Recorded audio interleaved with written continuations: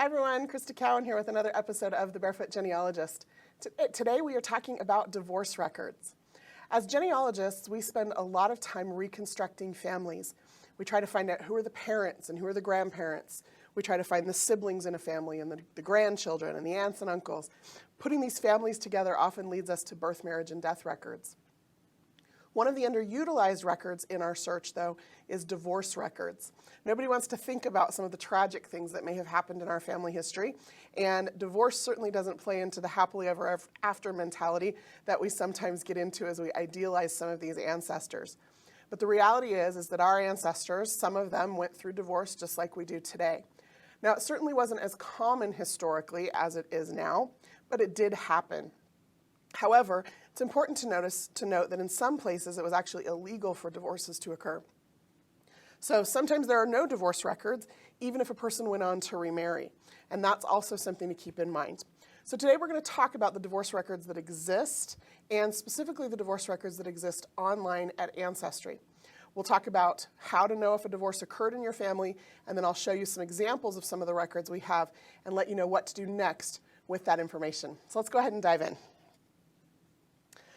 First, let's just talk about whether or not a divorce occurred in your family. How do you know to even look for a divorce record?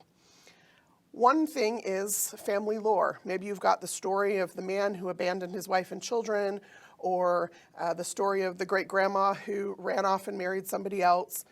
Sometimes it's just common knowledge in a family. Sometimes it's not a story, but it's just known information.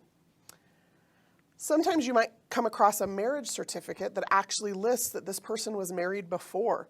I have come across those surprises in my own family tree, where I was pulling up proof of a marriage of a couple in my tree, and it listed that this was his second marriage, and that was brand new information to everybody. Nobody knew that he had been married previously. Nobody that was still alive certainly knew that information. Sometimes individuals are listed on census records as divorced. However, you should also just be cautious of that. Sometimes they're listed on a census as widowed, but there's no death record for the spouse that you can find anywhere. And maybe the reason you can't find the death record for that spouse is because that individual is not really widowed, they're divorced, and they just didn't want to admit that publicly. I have that case in my own family. My great-great-grandmother, her husband abandoned her and her two sons when my great-grandfather was about 10 years old, and she, for several censuses, listed herself as widowed when he was alive and well and working on wives number 2, 3, and 4 out in California. So just be aware that census records can be a clue to that even when they list the incorrect information. Also on a census record, you might see someone listed as single, but they have children listed, or they have much younger siblings listed who could actually be their child, not the child of their parents. It's a possible clue that this person maybe had a child out of wedlock, or maybe was actually married before, and you can look for a divorce record. Another way that you can clue in about whether or not a divorce occurred is if you're putting together a timeline of an ancestor and things just aren't quite adding up. Sometimes you end up with information that's just a little bit off, or that's so inconsistently reported. Things like, the husband on a census listed as 50 years old and he's been married since he was 20, but the wife is only 30 years old and she's also been married since she was 20. Okay, again, those timelines don't quite match up. So that's a clue that maybe he was married previously. And then another clue, when you do newspaper research, and I hope you're all doing newspaper research, when you're doing newspaper research, one of the things that comes up frequently is divorce notices. And sometimes at certain places, the law was such that you actually had to publicly announce the divorce. Particularly in the cases of abandonment, there had to be a public notice listed of the pending divorce, giving the spouse who had abandoned the other spouse the opportunity to respond to those divorce proceedings. And so sometimes you'll end up with newspaper announcements broadcasting the news to the whole community that a particular couple has a pending divorce or that a divorce has been finalized. So those are just some of the clues that you might have a divorce somewhere in your family tree that you need to look for a divorce record for. Now let's talk about what kind of information you're going to find on divorce records. This is when a divorce record is not just a divorce record, because it can have so much genealogical information on it that you don't want to skip over this or miss out on it. The obvious information that's included on most divorce records are the names of the individuals, and sometimes the maiden name of the woman. Sometimes their ages are listed, obviously the date of divorce, any information about property or living children, and then the cause of divorce. And in the case of all of this listed information here, that divorce record serves as primary information for each of these facts as you're looking for proof to document your family tree. Now there is some secondary information on divorce records. The secondary information that sometimes occurs is information about the marriage date and place. Now that's secondary information because the marriage took place a long time ago, right? Or, even if it was just 9 months earlier, it's not a current thing happening when the divorce was recorded. Another thing that might be secondary information found on a divorce record is the birth dates of the children. Really great information.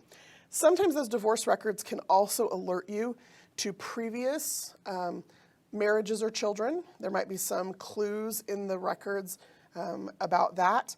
And sometimes it can also alert you to subsequent marriages and children, particularly in the cases where the marriage is breaking up because of adultery or because the person has moved on to another partner or who has parented other children.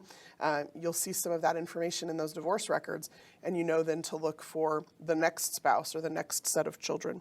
So previous and subsequent marriages and children, clues to those can sometimes be found in divorce records.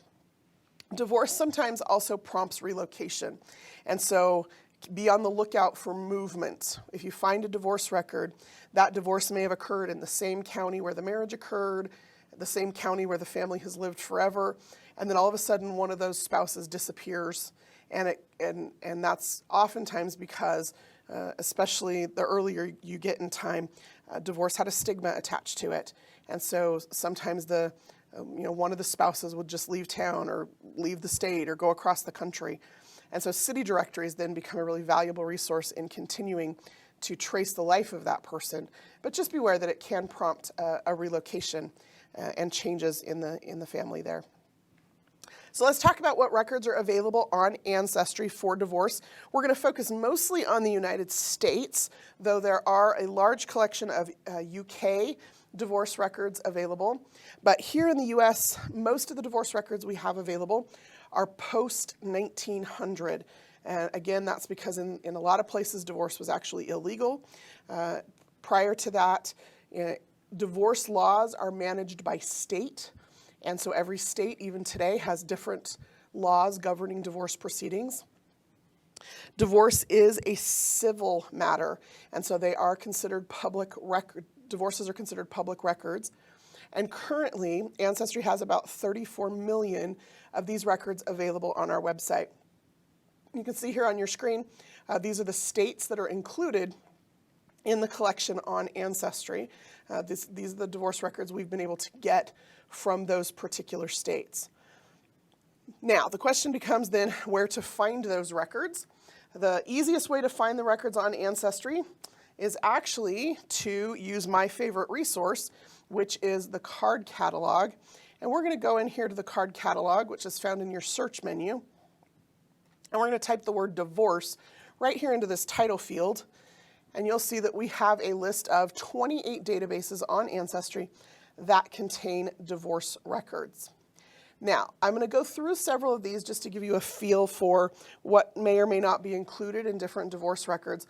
But there are a couple of things that I want to point out. First of all, anytime you find a database on Ancestry, you're going to want to, before you start searching it, scroll down past that search box and read that database description.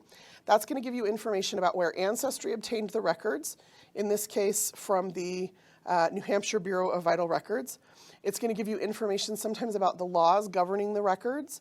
It's going to give you information about what may or may not be included, if there were years skipped, if there's counties missing, right, that kind of information.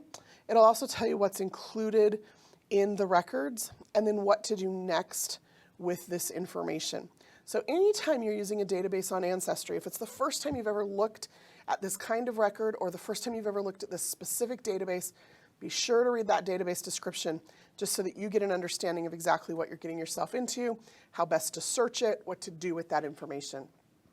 Now, that said, the other thing you need to be aware of when you start to work with some of the records on Ancestry is that we get these records from all different places, different states, different organizations in the state government. Maybe it's an archive, maybe it's a library, maybe it's the State Genealogical Society, maybe it's the Vital Records Office, and every one of them provides us access differently based on both their laws governing the access to the records and their laws governing the privacy of these records. So as I mentioned, divorces are a public record. So this is the one kind of record on Ancestry where you'll see things like right here, Texas Divorce Index goes up through 2011. Those are really current. If you live in the state of Texas and have been divorced, it's very likely that you're one of the 7.3 million people included in this particular database. You'll see that with quite a few of these, that they come, really into modern time. Another thing you need to be aware of is that you'll notice a lot of these are just indexes. So this is not the actual divorce decree. It is not a copy of the file necessarily that contains all the court proceedings and all, right? It is just an index to the divorce records. And what that means is if you find something of interest and you want more information, you're going to need to read that database description so that you know who to contact to get that additional information. Now, in most cases, that's going to be one of these three entities listed here on your screen. Typically, I would start with the county or state court, and it's going to be the Family Services Division or the Civil Services Division of that court that holds an actual copy of the case file for the divorce proceedings. Now, in some cases, a divorce decree and some additional information may have just been filed with the county clerk's office. I might not need the whole file with all the ugly details. Maybe I just want information from the decree itself that might not have been included in the index. So I can contact the county clerk's office and maybe get a record of that. And then the final place that I could go if I wanted to get my hands on an original record would be the State Vital Records Office. Very often they will also have information. And one of the reasons for that is because the State Vital Records Office wants to be notified of divorces so that if somebody applies to be married again, they've got a record that they are divorced and not getting ready to engage in bigamy. So again, different states, every state handles it differently, every state has different laws, but those are the three places I would go based on the information I find in the index if I wanted additional information. Let's talk, however, about what you're going to find in the index. Because every state handles this themselves and has different laws and rules, every one of these indexes is going to contain different kinds of information. In fact, some of them are going to be indexed in different ways because these indexes were provided by the state itself or created by Ancestry, depending on how we acquired the records. So we're going to start here with the state of Washington. State of Washington, we've got these divorce records that cover almost a century, 1852 to 1950, 127,000 of them. You'll notice when I click here to the database, there is no search box. And that's because this particular set of records just has not yet been indexed. That's important to know because it means no matter how you search, you're never going to find these records. The only way to access them is through what we call a browse. You'll notice there's a browse box over here on the right-hand side, and accessing them through the card catalog. So I can come in here, I can browse these records, I can browse it by county. So in this case, I can come in here and let's see if I'm interested in Washington Territory before they became a state. You'll notice here I have divorce records from 1854 through 1871. It'll load those images for me, and basically what you're seeing here is a reel of microfilm that we have digitized, and I can then just go either image by image using my image viewer here, or I can come down here to the film strip viewer and jump to a particular image. Now, law in the 1800s in many states governed that, or decided that divorce, in a lot of cases, actually had to be decided at the state level, and it was an act of legislation. And so what you're seeing here are these legislation books that have been published after the fact of legislative acts that occurred in the state of Washington during that territorial time period. And you'll notice there's an index here at the beginning that you can use to then know what image to jump to read about the particular act that was passed allowing the divorce to occur. And so then you'll read each of these sections then is, for example, an act to, let's see, that the said Ellen Hughes be restored to the title of her maiden name. This act is to take effect, right? So you see information about the divorce and the couples included in that proceeding. And it's an act of legislation in the state of Washington during their territorial period. Active legislation in a lot of states in the 1700s, early 1800s, even up into the 1900s in some cases. Now, the rest of these are not quite that obscure. Oklahoma, for example, you'll notice the database title here has the word web in front of it. What that means is that Ancestry has identified that the state of Oklahoma has actually put their divorce index online for the years 1923 through 1942. And so I can come in here and I can search for a particular family or a particular set of individuals. It will show me that a record exists for that particular couple. It'll give me information like the divorce date and the place and the name of the couple. But then it will also give me a link that jumps me out to the Oklahoma Historical Society's divorce database online. And I can do that same search out here, and you'll notice you actually get some additional information, including the docket number and who was the plaintiff and who was the defendant. So that information doesn't translate over into the Ancestry database or into our view into their index. So coming out here and actually searching the Oklahoma Historical Society database through that link on Ancestry is going to give you just a little bit of additional information in the case of those proceedings. So that's the Oklahoma state divorce list. Let's talk about the Bronx. So we do have a collection here of Bronx divorce cases. You'll notice this database is titled Bronx Divorce and Civil Case Records. So in this case, divorce records are actually handled by as a civil case rather than as a family law case. These records are for 1914 through 1955. But what this means is that when you do a search in this database, not all of these records are going to be divorce records. So just be aware, some of them will actually be civil case records for other types of cases that are handled. For example, here's Alice Kelly, who's a plaintiff in a suit in 1925 against the Northern Union Gas Company. That is not a divorce record very clearly. Here is an Albert P. Kelly, who's a plaintiff against a Luella Kelly. That very likely is a divorce record, and you can pull that up and actually view a copy of the index to the clerk's minutes so that you can see the date and the case number and then the volume page and file number where you're going to get that information that you contact the courthouse about, and then they can provide you with additional information in that case.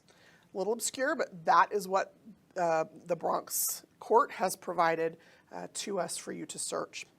If we look at Texas records here, Texas records are great. It is just an index, but one of the things that I really appreciate about the Texas index is that it will tell you how many children the couple had.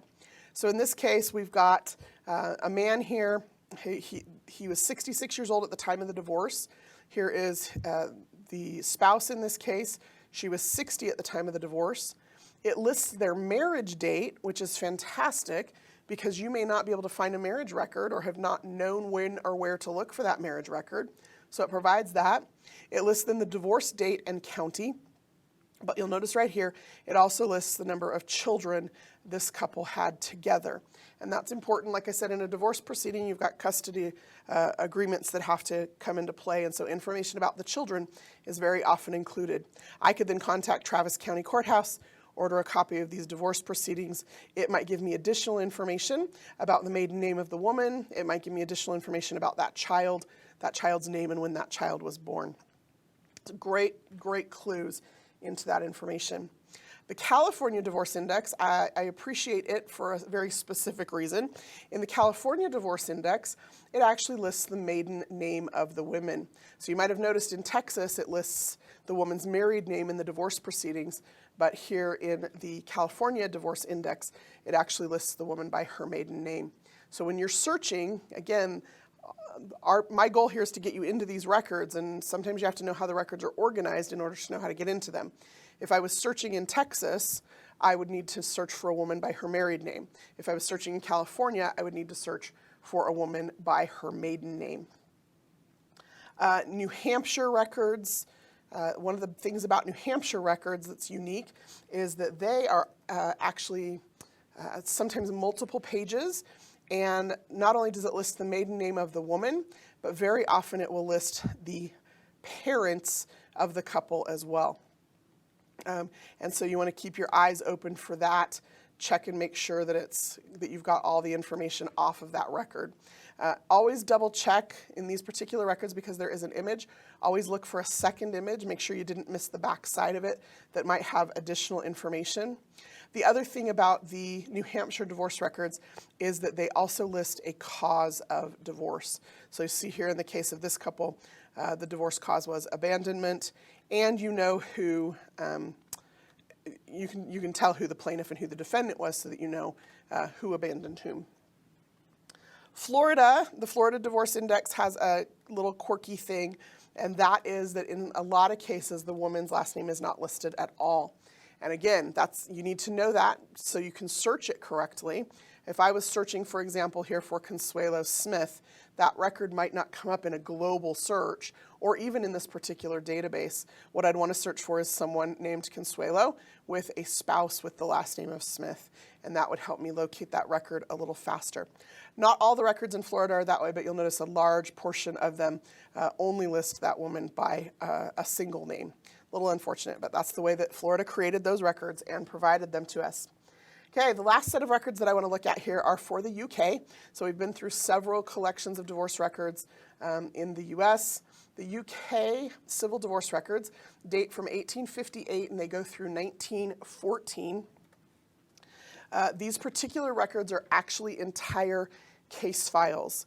And so I want to point that out for a couple of reasons. You get this information on the index, and that's great. You even find out who's the plaintiff and who's the defendant, the year that they petitioned. You've got a court file number. But if you click on this image, you're actually going to see the entire court file. So make sure that you look at all of the pages.